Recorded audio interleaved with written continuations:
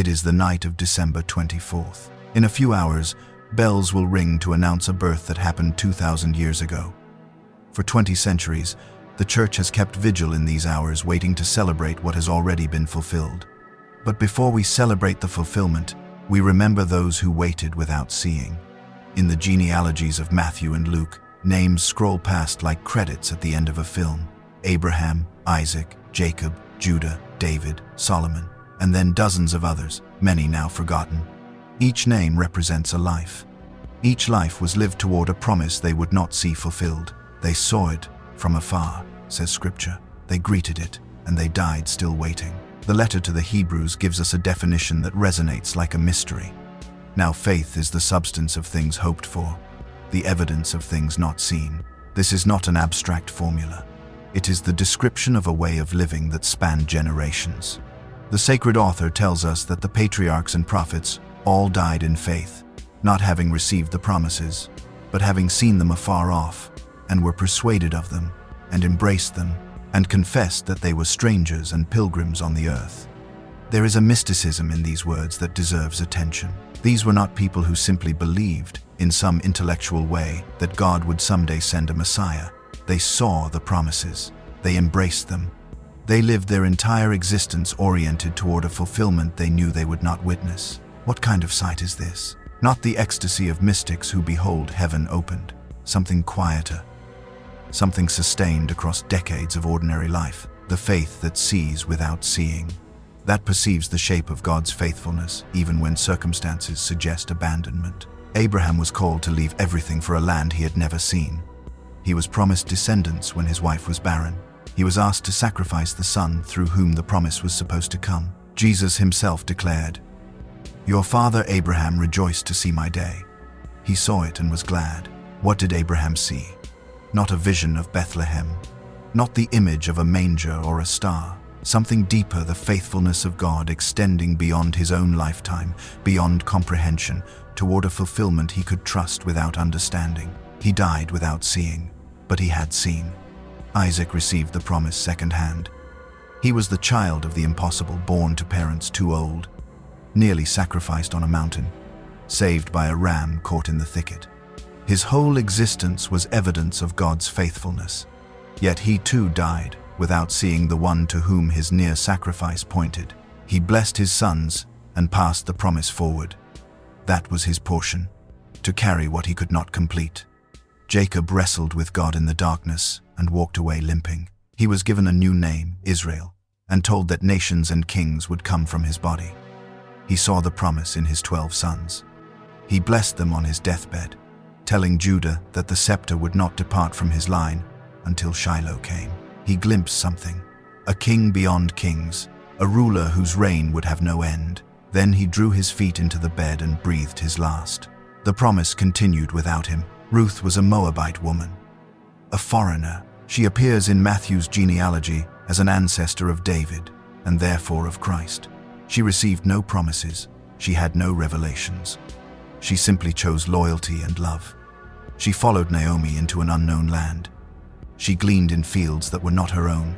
She could not have known that her great-grandson would be king, that a distant descendant of hers would be God incarnate.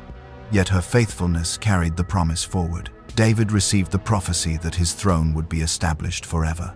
He sinned grievously. He repented deeply. He wrote psalms that would be prayed in Bethlehem 1,000 years later, and in every church for 2,000 years after that. David saw from afar.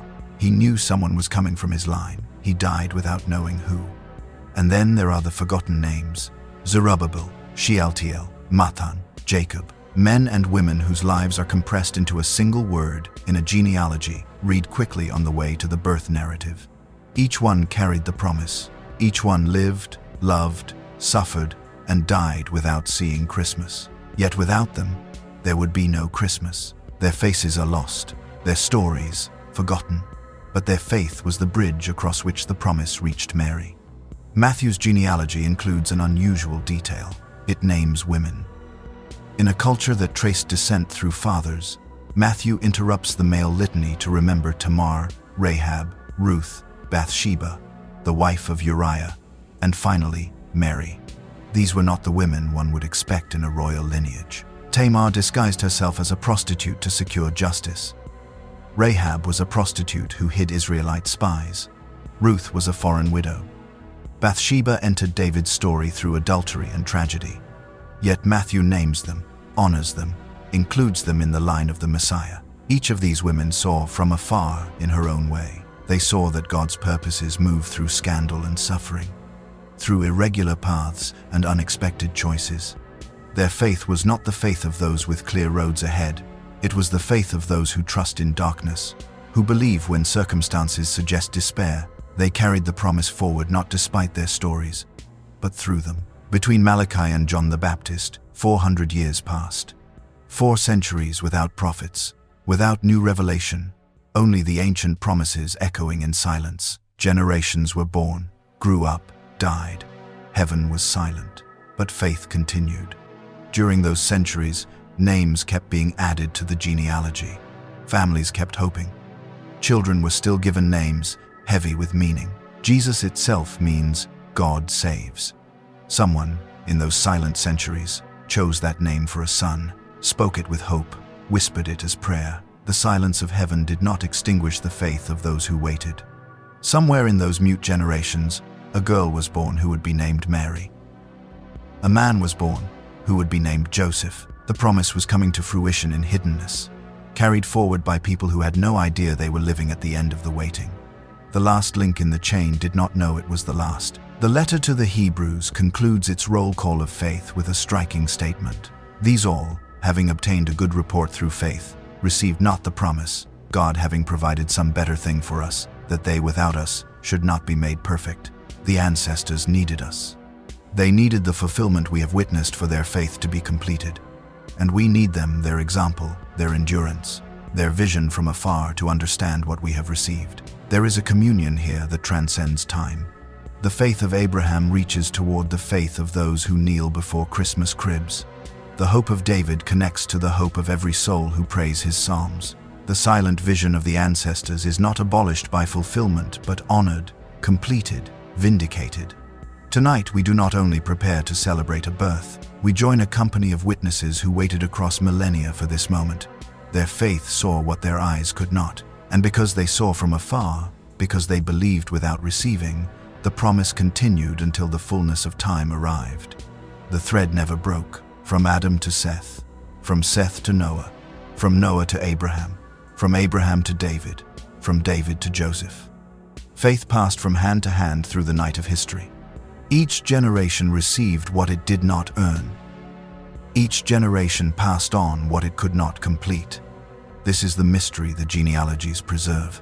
Not merely a record of biology, but a testament of fidelity, God's fidelity to his promise, and the fidelity of those who trusted him across centuries of waiting. We who live after the fulfillment still walk by faith, not by sight. We too await promises not yet realized, the return of Christ, the resurrection of the body, the life everlasting. We too see from afar. We are closer to the second coming than Abraham was to the first, but the distance is still measured in faith, not in miles. The ancestors of Christ invite us into their company on this holy night. They teach us that faith is itself a kind of vision, that to trust God's promises is to see them, even when they lie beyond the borders of our lifetime. Tonight, in the quiet of the vigil, we remember them. Abraham, who looked at the stars and believed. Ruth, who followed into darkness. David, who sang what he could not see. And all the forgotten names who carried forward a flame that never went out. Tonight, we remember that the dawn came, and we trust that what we still await will prove equally certain. The vigil continues. But it is no longer a vigil of uncertainty. It is the vigil of those who know that God's promises are faithful because others, before us, saw them from afar. And they were not disappointed.